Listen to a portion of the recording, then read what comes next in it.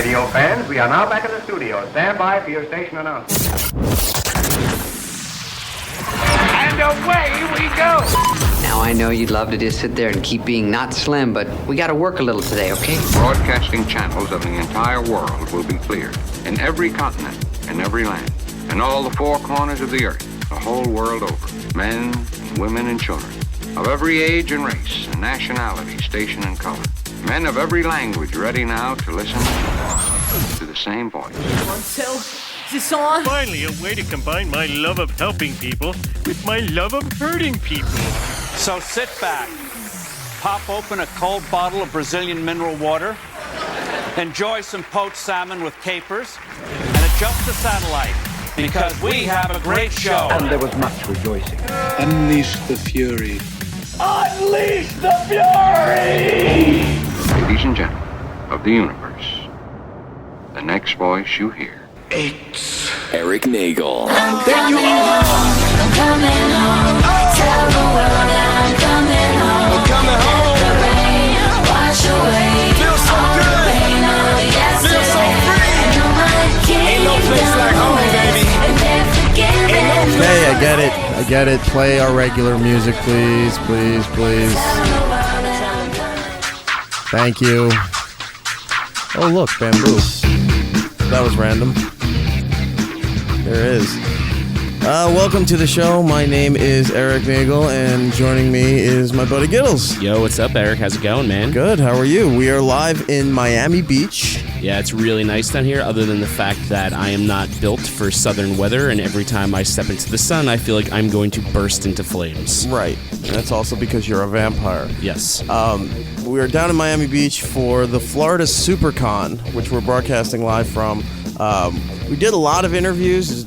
Look, to be honest, we're not going to get a lot of live interviews on a Saturday night. Yeah, it's a little tough. So some of the interviews, well, all the interviews, they weren't recorded live, but we're going to play them here live with us as we are live right now. We are out poolside by the hotel that we're at on South Beach. It's very nice. It is very nice. There's giant bamboo everywhere. There's mosquitoes. There's a Roland. It's awesome. It's actually, you know what? If you have a lot of money, Miami seems to be a nice place to be. Yeah, and also if you have like a nice umbrella for the shade and air conditioning. Otherwise, it's horrible. We are down here for Florida Supercon. Hells yeah. We've been spending the last few days. Look, it's been busy. You think going to the cons are fun and everything. It is. It's great. But interviews. Lots of interviews, especially when they're scheduled. Then you have to do signings. I guess they're appearances, if you want to call it that. Then you got to take all this stuff back. You got to edit it. You got to put it together, and then it's just there's just a lot to do. And you're just constantly being pulled in like different directions. Like you'll sit down for like 2 seconds, and someone's like, "Oh, you got to come over here now, and you got to do this." You're like, "All right, I guess I got to go do this now." Yeah, I'm not complaining. It's just, it's not complaining. Just so much work to do. It's not as you don't get to have as much fun as you'd think you would get to have at a con. I don't want to say fun. I'll take fun back. I'll just say free time. Yeah, free time. All right. So if we're doing this, imagine what San Diego's going to be like in a couple of weeks. God. Roland and I are going to be walking all over. Roland's going to come back maybe 1/3 of the gentleman that he is. They had the little rolling scooters here, and I haven't seen him take advantage of it yet. You know, the first day we got to the convention, we're checking in, we're getting our badges, we're going to set up, and we see that. And I said, Roland, you need to have one of those. And he was looking at it. He's like, no. But I know he was thinking, yes. I said, Roland, I'll pay for it. All you have to do is go over there, we'll set it up, and you just have to ride around in the scooter through the whole con. Because there's a lot of people that were in worse shape than Roland is. Yeah. And they had the scooters, and they're in costume. Yep. But I was like, Roland, this will just make it easy. You can just sit there and you kind of lean and you ride around, you know, like it's on a motorcycle and stuff. And he really liked the idea, but then all of a sudden he just backed out, wouldn't do it. I don't know why. He could have just had a cool, mount the camera right on the front of it and just had his roving Roland periscope cam on his cart, but yeah, that's another thing he's been doing down here, periscoping a lot. So follow Rolandos99 on Twitter to get all your Roland periscope. He's gonna anyway, anything else about Miami? Let's see. The flight down was delayed 3.5 hours. 3.5 hours. So we were just pretty much living at the airport. We got on the plane. Some kid was making this noise, but it was in a repetitious pattern. Yeah. That it wasn't just like a kid crying or screaming, but nobody was doing anything about it. The parents weren't doing anything about it. No one was doing anything so about it. So Roland decided to record the kid's noise, and then when the kid was making the noise, Roland would play the noise back to the kid. Well, it was sort of that. It was also him sort of Instagram videoing him mocking the kid. Well, and he then, did that, and too. then listening back to it and being like, "Oh shit, that's really loud. They can hear me." So that was funny, and then we took off, and then you were saying there was a problem with Roland sweating. Yeah, Roland was a little. He was a little sweaty on the plane, to say the least. We all were, but Roland sweat through his clothes and then sort of through my clothes as well. And I was like, why is my leg all warm and getting wet? And I was like, oh, it's Roland. That's horrible. But it was all right. Ugh. So we get to Miami, and it's 100% humidity. Oh, you yeah. walk out, it's like, oh, the airport's nice, and then it just hits you like this invisible wall of water. It sucks. And you're automatically soaked. We met our handlers at the airport. They they had rides coordinated for us, which has been kind of cool. They have people chauffeuring us around. Which is really nice. Took us to the hotel, which is very nice, right here on South Beach. 2 pools, one on the rooftop, one at the pool that we're at right here, which is kind of exotic. And just been doing the con for the most part. Yeah, it's been really walking cool. around, trying to find good restaurants. Pretty much every woman is almost completely naked. All the time, and in like these ridiculous heels. I don't know how anyone doesn't how does everyone not have broken ankles down here, just like rolling them. I don't get it. Whether it's at the beach, whether it's just walking around the streets going to restaurants or the hotels, whether it's going to clubs or things like that, Or even just at the con. all these well, that's a little different, but all the girls down here just don't, because I guess it's so hot, they just don't want to wear any clothes. Dude, I don't want to wear any clothes right now. This sucks. No, we need to have you wearing clothes. We should get to some of the con stuff here and talk more about the trip throughout the show. Yeah. Let's see what we have lined up for today. Paul McGann, Doctor from Who. Doctor Who and Luther and various other projects. So, Yep. I'm going to be really excited about this. Max Hernandez, he had a big part in Walking Dead, but he was also in Agents of S.H.I.E.L.D., Thor, Captain America 2, Winter Soldier. He's pretty much tied into the Marvel Universe there. Yeah, now he's on, The Last Ship or something. The Last Ship on TNT. Joey Lauren Adams, who was a fixture in a few of the early Kevin Smith movies. Yep, the View universe. It was in the Married with Children spinoff. We'll talk to her about what's going on with Mallrats 2. And does she appear in Clerks 3? Yes. We talked to, very legendary voice actor Dana Snyder. Yeah, that was awesome. From Aqua Teen Hunger Force, Code Monkeys. What are some of the Venture other? Brothers. Venture Brothers. Well, who's he in the Alchemist? Yeah, he was the Alchemist from the Order of the Triad Right. in Venture Brothers. And then he also does voices on Adventure Time. He does the voices. He's all over the place. He's all over the place. You know his voice. So we'll talk to Dana Snyder in a little bit. Timac. Who's Timac, you're asking? You ever see the movie The Last Dragon? You've seen the movie The Last Dragon. He was Bruce Leroy. Yeah. So we'll talk to him a little bit later. Charlie Adler, another legendary voice guy. Yep. Emily DeRaven, you know her from Lost, but she's also Belle in Once Upon a Time. Once Upon a Time. We'll speak to her. But first, we're going to start off with an actor that you know from Reno 911, but you may or may not know that he's also an accomplished voice actor. He did the voice of the Taco Bell Chihuahua, if you remember that promotion. Oh, yeah. He was also the voice of Rocko from Rocko's Modern Life. There's a whole bunch of stuff. He was that Mr. did. Weed in Family Guy. Oh, right, yes. Peter's boss. Peter's boss at the toy factory. Yep.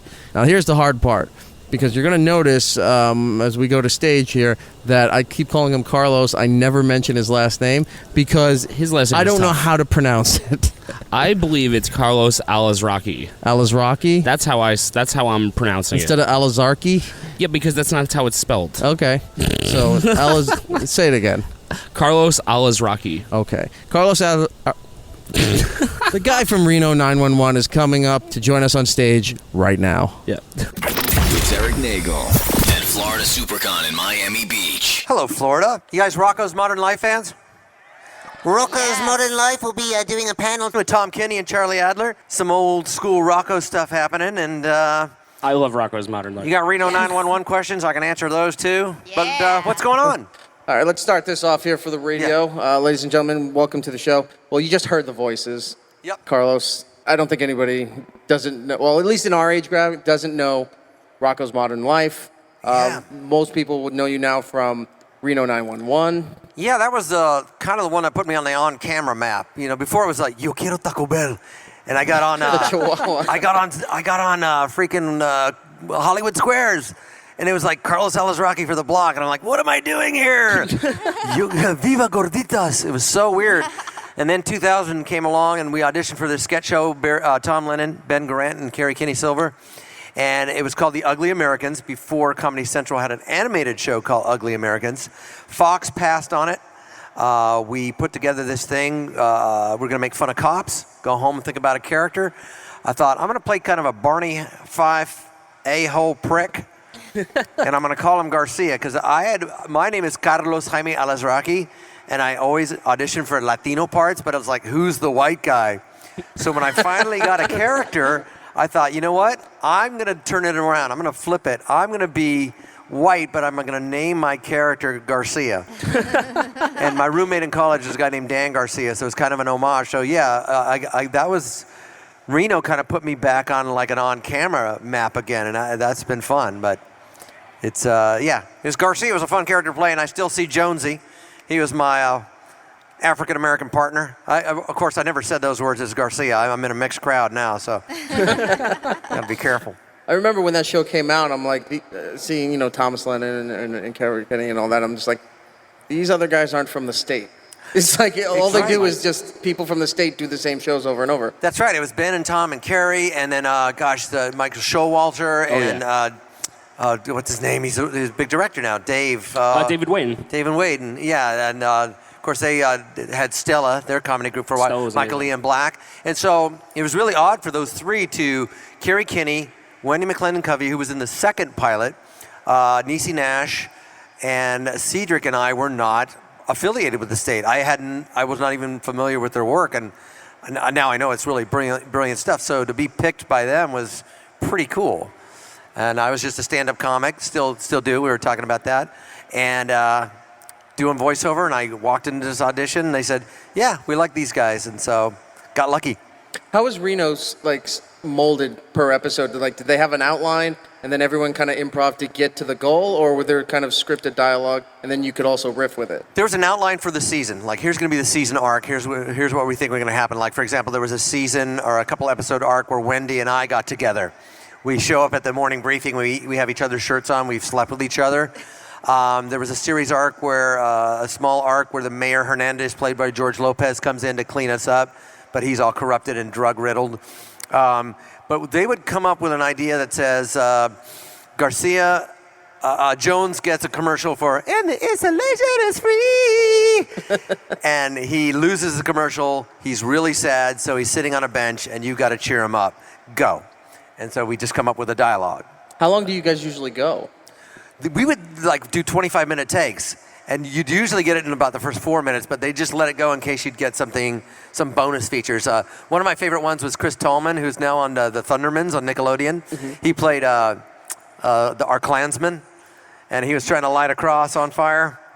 And hey, Jimmy Jam, how you doing? Hey there, Gary. Listen, you can't be lighting crosses here on the lawn there. And it's like, why? Why not? I'm celebrating freedom and diversity. And, of course, Jones is with me, the black officer. And that was one of the more fun ones, and they just let it run for half-hour take. And they were able to, if we did 2 takes like that, they could edit and mix and match. Because that was the thing. We always wore the same uniforms. So as long as our suspect looked the same, you could mix and match several takes very easily. Because, the camera would go from here to here. It would pivot like real cops. As the seasons went on, we added a second camera so they could catch the jokes. It got a little bit more intricate. But at first, it was basically hey, you guys want to make fun of cops and suspects and grab a camera and shoot it and stuff? Yeah, that'll be fun. That's kind of how it was done. I love in the first season, too, when you're blatantly taking scenes from cops where where a crackhead or somebody's running away and they're always trying to hide under a kiddie pool in the backyard. Yeah. And you guys are just looking at each other and you're like, I wonder where he could be. And you're kicking the pool over and there he is. Your legs under the pool, man. Come on now. Toby Huss is a really great actor. He was on the series Carnival. And Toby was Big Mike. Big Mike, what are you doing? I found oil in my front yard. No, Big Mike, you dug up your septic tank and it's stinking up the neighborhood. And then they would let us riff. I came up with the idea that he stunk so much that we couldn't put him in the back of the squad car. We had to cuff him while he walked outside, and we drove 5 miles an hour, and we took him to the station. I came up with the idea 5th season that in the morning briefing room, we decided to get a hot buttered popcorn machine. And of course, that drove everybody. Cedric came up with the idea about riding horses. So they would allow us to chip in ideas and incorporate them into the theme of the show. So Did you have that kind of input on Rocko's Modern Life as well? Because I feel like rewatching Rocko's Modern Life, it is probably the raunchiest cartoon next to Ren and Stimpy that was on Nickelodeon. We're playing Spank the Monkey. Yeah. Ooh, Chokey Chicken. Yeah. The Jackathon. Yeah. With the jackhammers. Yeah, there was a lot of adult humor. There was a lot of innuendo. Yeah, the first season, before S&P got wind of it, and before they started to sort of advertise straight towards children, we got away because of Chris Falusi of Ren and Stimpy. We were kind of on their heels. Yeah. So we were allowed to be adult. Yeah. And then around the second season, it's like, you can't say hell anymore. It's HE double hockey sticks, and you can't say stupid. And we're like, what the? That's not fair. We're being subversive. You're trying to, homogenize us. Well, I love how Standards and Practice would say that you can't say these things, but then they kind of perfected the art with Rugrats was coming out right around the time that Rocko was about to go away. And if you watched Rugrats as a young person, it was one thing. But if you're the adult and watching it, you're hearing all these jokes and commentary in there. Like, the kids aren't going to get it. It's right over their head. But it's like, they're getting away with that. But then they had a hard time with Rocko and Ren and Stimpy. I know. It's innuendo over words usually gets through, gets under their radar for some reason. It's like, this is blatant, but you can't say this word. It doesn't make sense. Yeah. It's all how you package it, And now...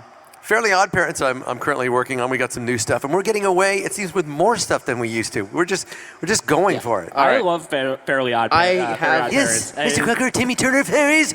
I have all the DVDs, and as I've been going through, and the movies too, and you had Jay Leno as the Crimson Chin. Oh yeah, the Crimson Chin. That's right. You had Jay Leno. That's right. But from where Ren and Stimpy and I'll say Rocko, they're coming out with just, we're doing this crude humor because it's funny. It's not just to be crude, but it's actually funny. And then them pulling back, but then doing it submissively with the Rugrats and SpongeBob to a degree as well.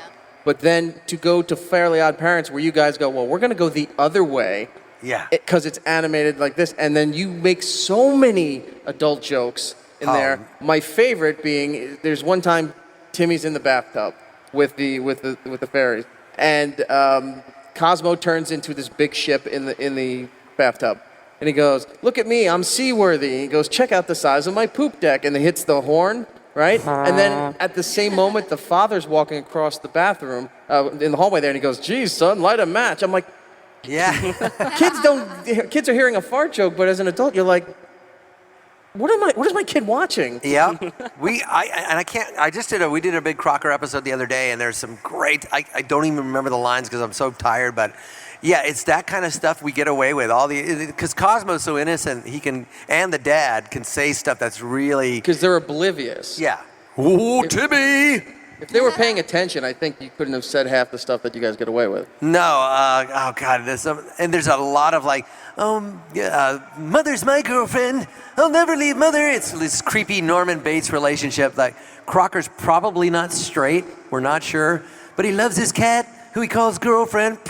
And he has an erotic obsession of giving everybody an F. Yes, F for fairies. F for friends. Human contact. Yeah, he's a pretty lonely guy who lives with his mom. It's kind of creepy. But Standards and Practices just basically listens for key words. That's why all that stuff gets through. Like balls. Yeah, they're like, what? No, throw me the balls, Timmy. I want to juggle. Oh, okay, that's okay. Yeah.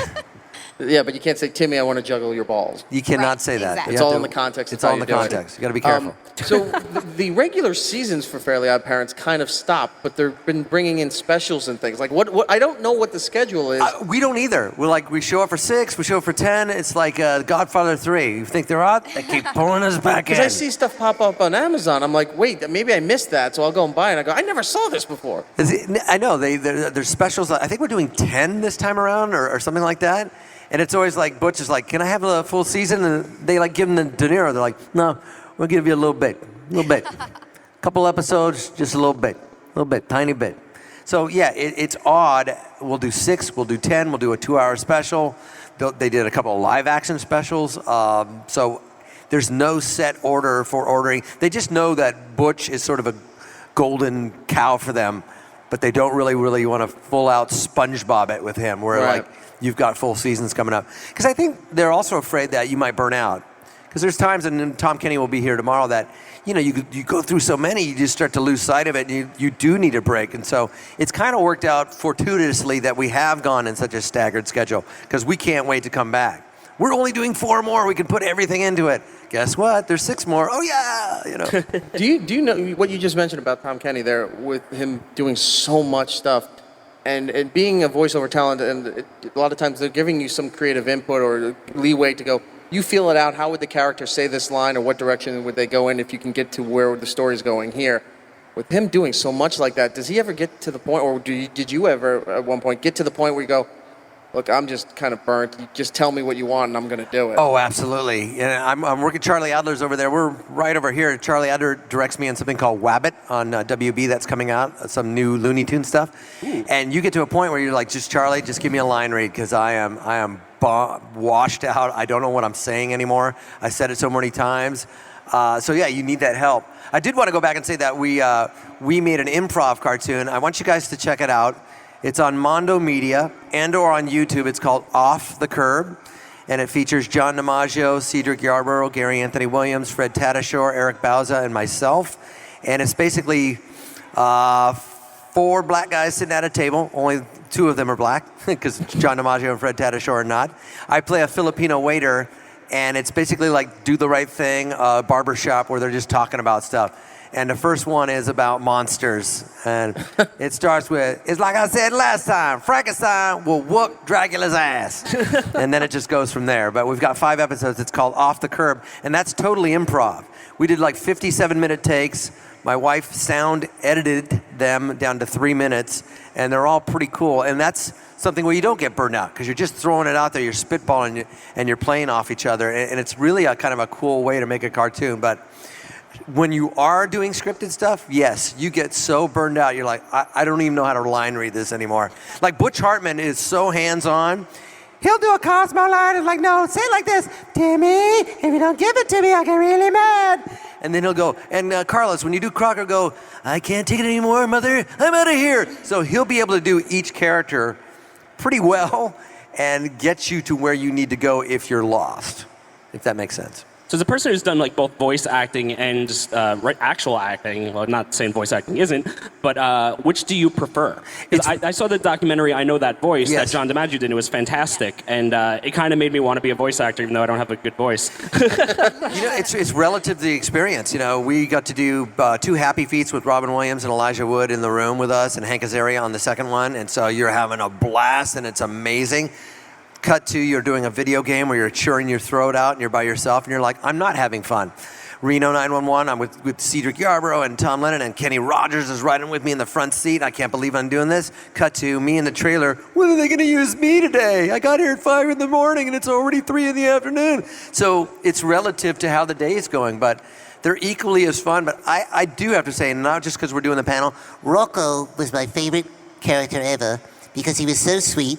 I didn't know what I was doing, and it was just this pure, fun energy coming off Joe Murray. Well, the studio didn't seem to be so invasive, and so that experience in terms of voiceover, even over Fairly Odd Parents and even over Happy Feet and some Pixar stuff, still has been the most joyous one for me. Just a great group of people, Doug Lawrence, Tom Kenny, and Charlie. That energy, it's because it's your first one. It's kind of like the first girlfriend thing, popping your cherry in animation. And then Reno on camera, I did a Bones recently. I've done a couple of smaller things on camera, but Reno is just like, again, no overhead. Go out there, put on a cop uniform, turn the camera on in the back of the car, make up stuff. It doesn't get any better than that. So who do we have to petition to get more Rocko's Modern Life?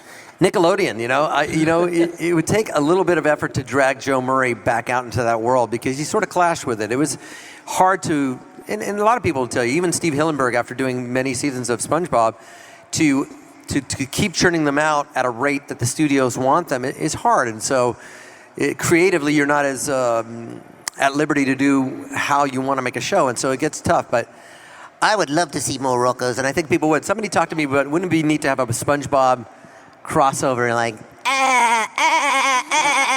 Hey, Rocko. Oh, hello. How are you, SpongeBob? Would you make me a Krabby Patty? Sure, pal. It'd be kind of cool. It's all like Heifer meeting Patrick. That'd be amazing. Ooh, Patrick, what's up? You're a cow. That would be a cool episode. One of my favorite things from Rocko wasn't even the jokes.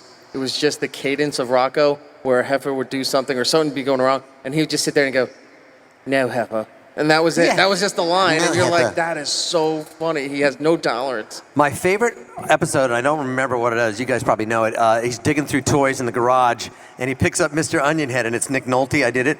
Hey, Rocko, don't you remember me? I'm Mr. Onionhead, your favorite childhood toy. And I go, I love you, Mr. Onionhead. that's my favorite line ever. Why do you think that they didn't give such a push? I mean, obviously, you said season 2, they started to clamp down a little bit on the dialogue and the direction the show was going. But why do you think Nickelodeon Nickelodeon and Disney are notorious for product lines and pretty much putting out everything that they possibly can with a logo on it? Why do you think they didn't really give that big of a push for Rocko, but then Doug had stuff, then Rugrats had stuff. Everything else since then all had this huge push. I think it was a relationship between what Joe Murray wanted to approve and put out there and what Nickelodeon wanted. I think that might have been a part of it. I could be second guessing that. And the model back then was to make 4 seasons of something, get it out, put the next one in for merchandise. And so it's too bad because I think Rocko was really, and same with Chris Felucci. Obviously, he got replaced by, he was my neighbor, Bob. I forget Bob's last name.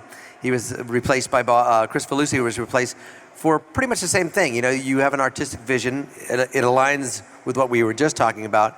They don't want to put out certain merchandise. They want to make a cartoon, and Nickelodeon say, no, we want 4 of this, get the next one in, 4 of the new one, get another one in. And so it becomes a machine. And SpongeBob seemed to break that mold, and Fairly OddParents saying, we have to lock on to.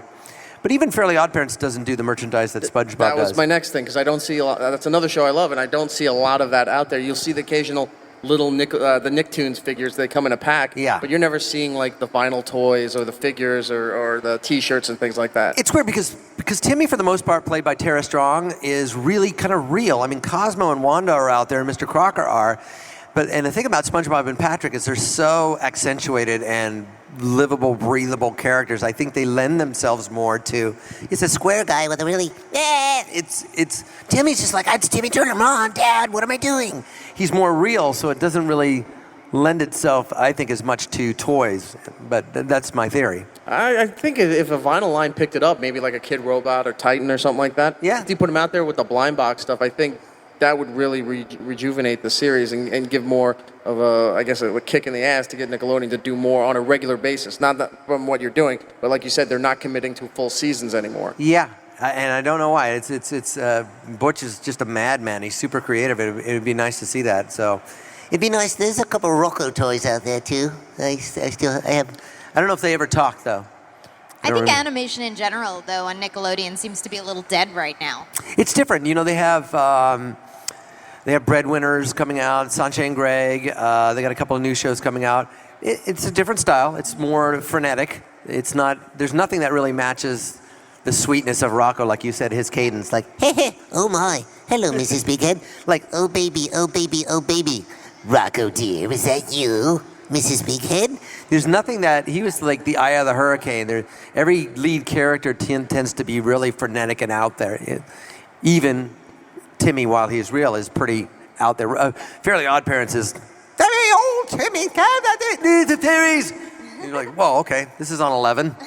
So you never get used to watching anybody do the voices for the things that you love. never do. It's really weird. It's uncomfortable at first, and then you're like, I can't make that connection that this guy is doing that character. It doesn't work. It's just so strange. How's that guy doing that? It's coming out of his voice. You'd never know it's him.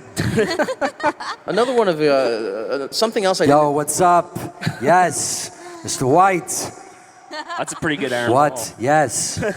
Cooking. Yes, we're cooking. What? So why don't you bring that into Fairly OddParents? I should. Oh my God. Yes. Fairly Bad, something like that. Yeah, obviously, yeah. We love hanging out with the voiceover guys. I know that voice. Obviously, Ross Marquand and Jim Meskimen doing the impression guys, doing some great work. Erik Bauza, new kid on the block, doing some good stuff. Tom Kenny, Charlie, Roger Craig Smith, who was up here earlier, Dana Schneider. It's so cool to watch voiceover actors work. Ray Delisle, Tara Strong. I could go on and on. It's pretty cool to watch characters that you associate with animated characters come out of somebody's throat, and you're like, oh my God, you're the guy. It's a cool world to be a part of. Well, with Harry Shearer leaving The Simpsons, any chances you get to take over one of his characters? Revenge is a dish best served cold, Smithers. Can you do an excellent? Huh? Can you do excellent? Excellent. That's one of those ones where you respect the craft of Harry Shearer, and I would only do it at gunpoint or pitchfork. If they absolutely said, yes, come in, he can't be replaced. You can approximate him. We do sound-alike work in Hollywood, for stars, for stuffed dolls and toys, because the stars can't always do it.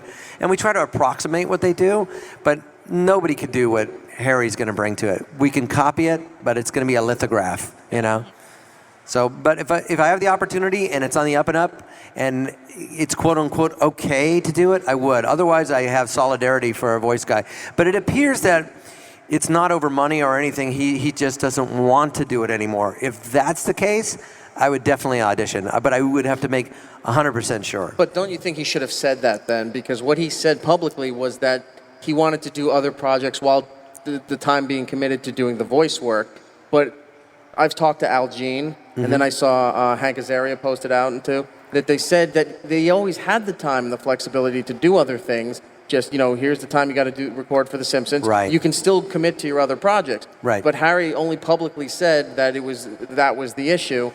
But doesn't it always mean that it comes down to money? Who knows? It usually does, but I don't have enough knowledge to say in this case. And oftentimes it does. When an actor is not wanting to continue a role, it's usually over negotiations. And so it's hard to step in. It's to take somebody's job. It's not like being a scab and you're taking a union job, but it's like you definitely want to hear from the actor themselves that, like, you know what, dude, I'm done. All power to you. Please go audition for this. That's practically the words that have to come out of an actor's mouth for me to do something like that. But so when it's on the fence, it's like, nope, I don't want to touch it. I just don't want to be that person. So. Well, in the last week, Hank Azaria put out a post saying Simpson. he posted that he doesn't believe it's completely done. He thinks that Harry will come back. I think so. And he says, and if God forbid it doesn't, he's like, we'll take it from there. But they have really strong feelings that Harry's going to come back. I would hope so. You have to. You can't replace. You can't replace it. You can approximate. Because he's what, like 26 characters? Yeah. He's That's ridiculous. Principal Skinner and all that kind of stuff. We just lost Edna Krabappel. We can't lose Harry Shearer. Yes.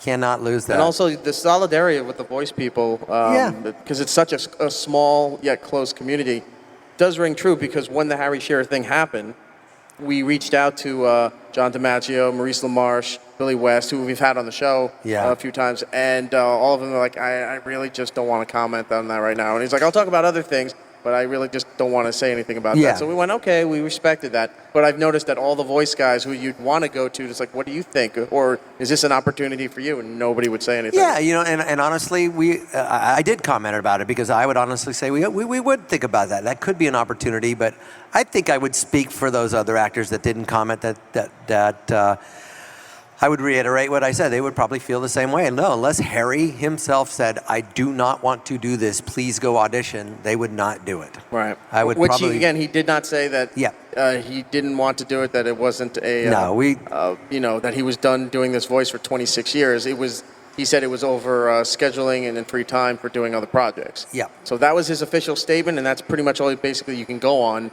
not knowing if that is the real story or not. Then, you stay away. You don't take that free dress that Robert De Niro's pointing to around the corner in Goodfellas. No, go ahead. It's a free job. It's around the corner. Harry Shearer wants to give you his job. It's around the corner. Just go around the corner. Really? Harry Shearer? Yeah, around the corner.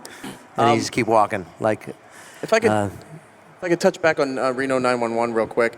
One thing I was amazed that you guys didn't do, because originally, you started off as a spoof on cops, but made it your own and went into all these weird, wild directions. But one of the things I thought you were definitely going to do, and you didn't, was once the series was over, they started releasing the seasons on DVD for Reno. But I thought you guys were going to mimic like the Too Hot for TV cop DVD specials that they used to put out, like there'd be infomercials. So if you did one about the worst criminals or the best guests, or like you said, you do 25-minute takes and only 3 minutes get used.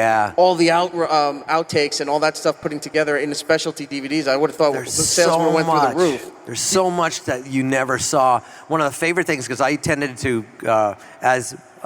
what's his name? Ricky Gervais would call it corpsing.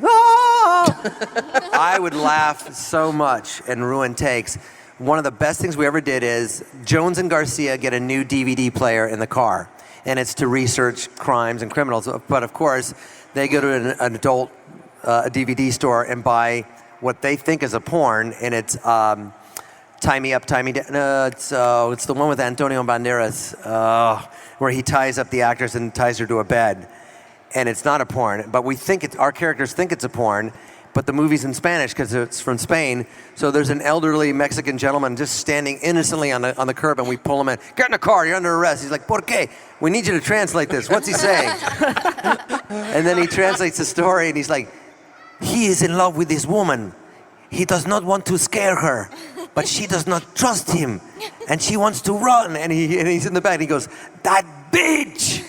And every time he said, bitch, I just lost it. And so that sketch was ruined and never seen by anybody. But if you guys saw the outtake of that, it's funnier. And if you've seen Reno, you've seen the outtake with me and Wendy McClendon Covey, where she's going to have a baby, although it's a cyst.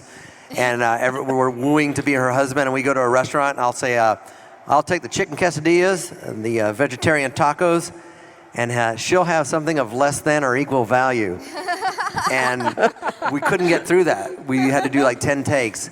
And that was one of the funniest outtakes for me. But that one where we picked up the Latino guy, beach! If you ever see that, it's funnier. And we didn't do that. We had so much stuff that we could have compiled into, holy crap, you'll never guess what happened here. Or somebody getting conked by a prop, or getting bumped by a car, or saying the wrong thing, clothes coming up, dangles, equipment coming out, all that kind of stuff happened. And we would have had a wonderful compilation tape. It's all there. There's still time to do it, because if they did it and then put it up like on iTunes or Amazon Prime or something, or even on Netflix as a special, it would go through the roof. I say recreate it live. Yes. Yeah. When the show was ending, what did you guys walk off with as far as props or costumes? Actually, we got some props and costumes. There was a sheriff running for LA County Sheriff, and they had the costumes for us, and they said keep them. So I've still got them. All right. Every once in a while, I'll put it on. Was that a real mustache or a prop mustache? A real mustache only for the movie, because it was an HD, and a prop mustache for the show. Okay. Because I don't care what the hell I look like on TV. So, yeah. What do you think about, since they're making Super Troopers 2, what do you think about if for some reason they just drive past and there's Carlos as doing a cameo? Hey, if they want to, I'm fine. Hey, y'all need another sheriff? Yeah. Because I died in the last show, so I believe in reincarnation. I'm a Buddhist. The reason why I asked about what you guys take, because sometimes people, when they're on these iconic series or movies and stuff, and sometimes there's specific things that they wanted and the studio wouldn't let them take. Other times they never thought at the time to take anything and bring back. Why I was asking was because if Thomas Lennon didn't take the dangle shorts... Yeah, what are you going to do with them? I haven't seen a show in a long time that has something that would be worthy of being placed up in the Smithsonian next to Archie Bunker's chair, Fonzie's jacket, dangle shorts. Dangle shorts and Terry shorts, Nick Swartzen shorts. The Terry had the Terry shorts. And the bag of oranges. And the bag of oranges. And maybe Garcia's mustache. I'm giving out high fives and handing out oranges. No, you're not, Terry. You're doing hand jobs. We're running out of time, but obviously... Visually, 911, Reno 911 is what people would recognize you from. Yeah. But when you're doing these constant things like that, what do people come up and speak to you the most? What is the project that sticks out the most for everybody? Oh, man, that is a hard one. Reno's right up there. People still like the Taco Bell dog. Rocko's iconic for cons because it has such a long demographic, little kids to adults. So Rocko's pretty popular. I had 3 Mr. Crockers come to my booth, all dressed as Mr. Crocker, so that's pretty up there too. I would have to say those 3 or 4. Mr. Weed from a Family Guy too. Peter, you're fired. I shall call this Eduardo. That's always good too. So it kind of runs the gamut. But Reno's up there for sure. Last questions, anybody? All right, well I have one then. Yep. Favorite guest appearance on Reno 911? Because there's been a lot of comics, a lot of actors that showed up there. I know you said Toby Huss. Yeah, golly. that I had fun. It's in a weird way, just because I was alone with him in a car and they turned the camera on, they said drive around, it was Kenny Rogers. And he was really funny and kind, and it was surreal. And that was just one of my favorite things to do with Kenny Rogers. And I'd have to go back through the seasons, but he was awesome. Did he have the work done at that time? No, pre-work. Okay, because if you saw him like he did Conan or The Tonight Show not too long ago, Lot you of look at him, Brazil. He looks like a Yankee candle. I don't know if you get that reference, but His chicken was delicious too. Yeah. I when I leave, I'll think of some other guests, but Kenny Rogers sticks out for sure. He was great. All right, well, we'll leave on that there. Carlos, thank you so much. What's your Twitter? At Carlos Alazraqui. I'm also on Facebook and rebuilding my website, carlosalazraqui.com. And look for me in Bordertown next year, 2016. That's a new Seth MacFarlane produced show. I play Plácido and El Coyote. So that's going to be cool. And I'm in Inside Out. I play the Brazilian helicopter pilot. Come, fly with me, Gatinha. And I play Fear Inside the Dad's Head. The foot is down, the foot is down. So that's what I'm doing right now. Carlos Alazraqui, thank you so much. And come back next time you're around. I will. Thank you. Appreciate it. Thank you. Erik Nagel. You know, E-Rock? Well, he'll be right back.